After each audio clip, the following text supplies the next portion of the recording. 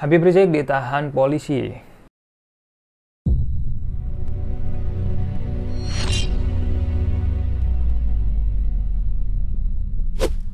Assalamualaikum warahmatullahi wabarakatuh. Kembali lagi di channel dakwah populer teman-teman. Nah, di video kali ini teman-teman kita melanjutkan daripada berita yang kemarin yang sedang viral. Kemarin kita sudah membahas bahwasanya ada 6 anggota FPI yang ditembak polisi hingga mati teman-teman.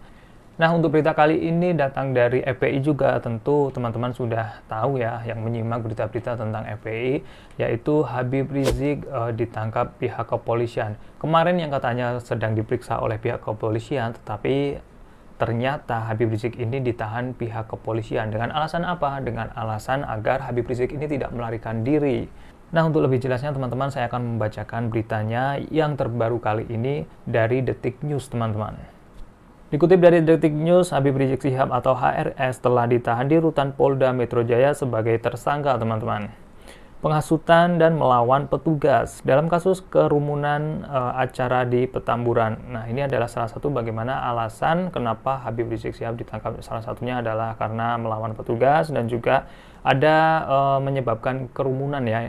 Nah, ini menjadi alasan kenapa pihak kepolisian menahan Habib Rizik Syihab setelah pemeriksaan, yaitu melawan petugas dan juga acara di Petamburan teman-teman, yaitu karena adanya atau menjadikan kerumunan ya.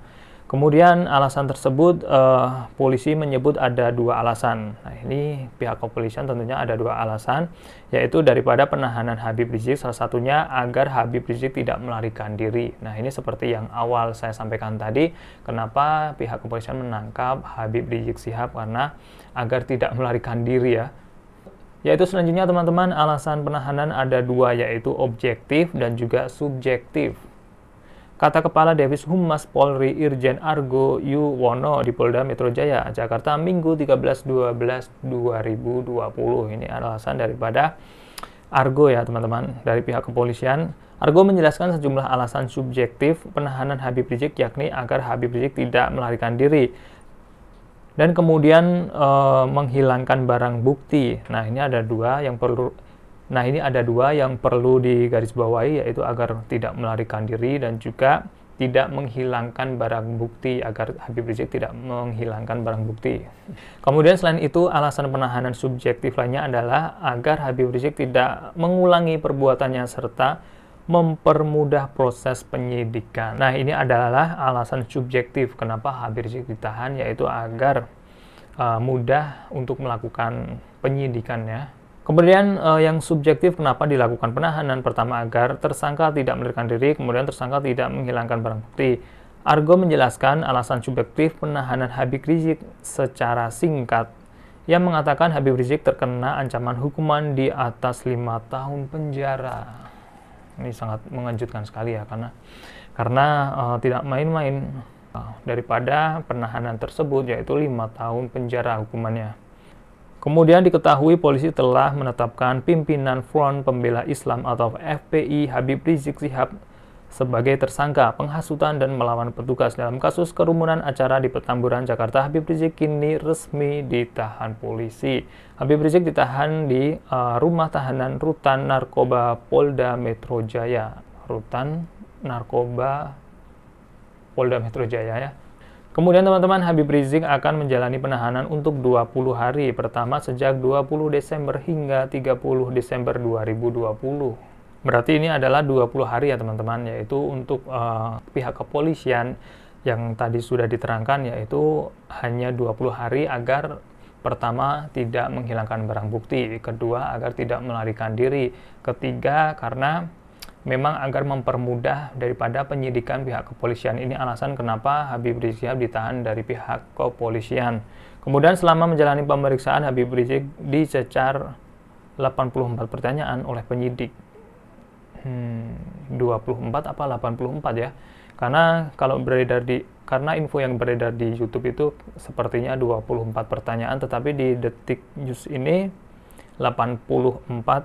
Yang pastinya Habib Rizik ketika diperiksa pihak kepolisian, dilakukan pertanyaan-pertanyaan dalam pemeriksaan tersebut. Kemudian sejak pukul 11.30 waktu Indonesia Barat hingga 22 waktu Indonesia Barat pada hari Sabtu 12.12. Kemudian dalam pemeriksaan penyidik memberikan 84 pertanyaan yang dinyatakan kepada tersangka MRS atau Muhammad Habib Rizik Syihab ini. Jadi mulai jam 11.30 waktu Indonesia Barat dan tadi selesai jam 22 artinya jam 10 ya, 10 malam. Kemudian ujar Kadif Humas Polri Irjen Argo Yuwono saat konferensi pers di Polda Metro Jaya. Ini salah satu berita yang bersumber dari Detik News ya teman-teman, bahwasanya kenapa alasan pihak kepolisian menahan Habib Rizik Syihab. Kemudian ketika kita amati video-video yang beredar di YouTube, seperti teman-teman bisa lihat, ini adalah beberapa momen ketika Habib Rizik mulai ditahan pihak kepolisian, dan tentunya ini sangat memprihatinkan juga dari sebagian umat Islam menyaksikan hal ini ya, menyaksikan hal tersebut. Nah, ini adalah detik-detik momen ketika Habib Rizik Syihab ditahan pihak kepolisian, dan Habib Rizik mengangkat tangannya, bahwasanya menunjukkan kenapa ini diborgol ya, diborgol.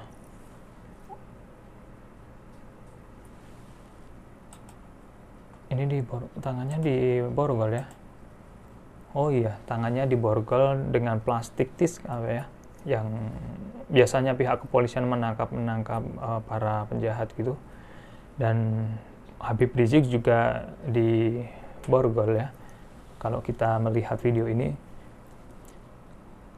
Dan jika kita dengar ini, para orang-orang di luar, orang-orang yang menyaksikan video tersebut pada histeris, ada yang teriak kenapa Habib harus diborgol, atau mungkin ini salah satu keharusan jika ada orang yang melanggar hukum diborgol, atau mungkin gimana ya, saya juga nggak tahu juga kenapa ini harus diborgol tangannya Habib Rizik, kemudian dibawa oleh mobil. Nah, ini salah satu momen ketika Habib Rizik ditahan, yang mulai ditahan oleh pihak kepolisian. Kemudian ada video yang menarik juga teman-teman ketika saya melihat berita-berita di YouTube tentunya teman-teman. Ini ada momen ketika Habib Rizik sedang mengimami, dan makmumnya adalah pihak kepolisian juga, karena di kaosnya tersebut ada tulisan polisi dengan kaos hitam tulisan berwarna putih ya. Dan imamnya adalah yang dikatakan sebagai tersangka oleh pihak kepolisian, yaitu Habib Rizik Syihab. Nah, ini menjadi sorotan menurut saya pribadi, unik juga, karena tidak sepanas seperti berita-berita yang ditayangkan oleh media-media ya, bahwa FPI konflik dengan polisi atau gimana. Tetapi ternyata ketika kita melihat Habib Rizik Syihab ini mengimami, makmumnya adalah pihak kepolisian, nah ini bisa damai ya. Oke, ini adalah momen ketika Habib Rizik mengimami sholat maghrib kalau tidak salah di Polda Metro Jaya. Nah, lalu teman-teman, kita akan menyimak juga bagaimana sih tanggapan para alim atau ulama yang mendengarkan Habib Rizik ini ditangkap pihak kepolisian ya. Karena kemarin-kemarin juga kita sudah membahas bagaimana tanggapan Ustadz Abdul Somad dan juga Syekh Ali Jaber mengenai penembakan daripada 6 anggota FPI yang kemarin sudah kita bahas di video sebelumnya, teman-teman bisa menontonnya. Dan untuk saat ini, bagaimana sih tanggapan ketika Habib Rizik Syihab ini ditangkap pihak kepolisian, bagaimana reaksi daripada ulama? Dan tentu kalau menurut saya pribadi sih sungguh ya sangat memprihatinkan juga ya. Oke, kita akan melihat, ini adalah rekaman video yang diupload di YouTube, yaitu rekaman daripada AA Gim ya. AA Gim ini mendoakan agar bagaimana kebatilan ditunjukkan, bagaimana itu salah atau batil, kemudian kebenaran agar ditunjukkan oleh Allah Subhanahu wa taala, yaitu suatu kebenaran agar tidak samar-samar. Karena memang keadilan perlu kejelasan, antara yang benar memang benar, yang batil memang batil. Tidak ditutupi atau tidak samar-samar ya. Allahumma arinal haqqa haqqa warzuqna tiba'ah wa arinal batila batila warzuqna tinabah.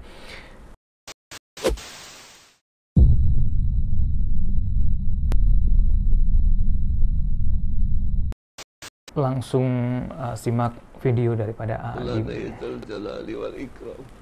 أنت مولانا يا قهار أنت مولانا فانصرنا على القوم الكافرين فانصرنا على القوم الظالمين فانصرنا على القوم الظالمين يا الله اللهم أرنا الحق حقا وارزقنا اتباعه وأرنا الباطل باطلا وارزقنا اجتنابه اللهم أرنا الحق حقا وارزقنا اتباعه وأرنا الباطل باطلا وارزقنا اجتنابه Allahumma arinal haqqa haqqan warzuqna ittiba'ah wa arinal batila batilan warzuqna ijtinabah.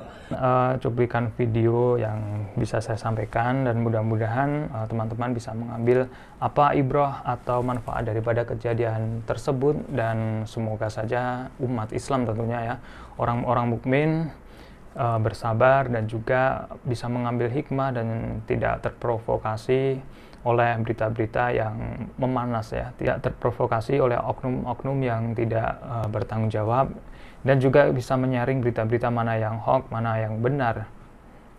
Karena di zaman sekarang ini media-media sangat gampang sekali memberikan berita-berita, entah itu fakta, entah itu realita, tetapi kita sendiri yang harus bisa menyaringnya. Bijaklah dalam bermedia sosial. Dan mungkin itu saja teman-teman video kali ini di Dakwah Populer. Untuk teman-teman yang belum subscribe channel Dakwah Populer, segera subscribe agar mendapatkan informasi terbaru dari Dakwah Populer. Insya Allah bermanfaat untuk kita semua. Jazakallah khairan. Wassalamualaikum warahmatullahi wabarakatuh.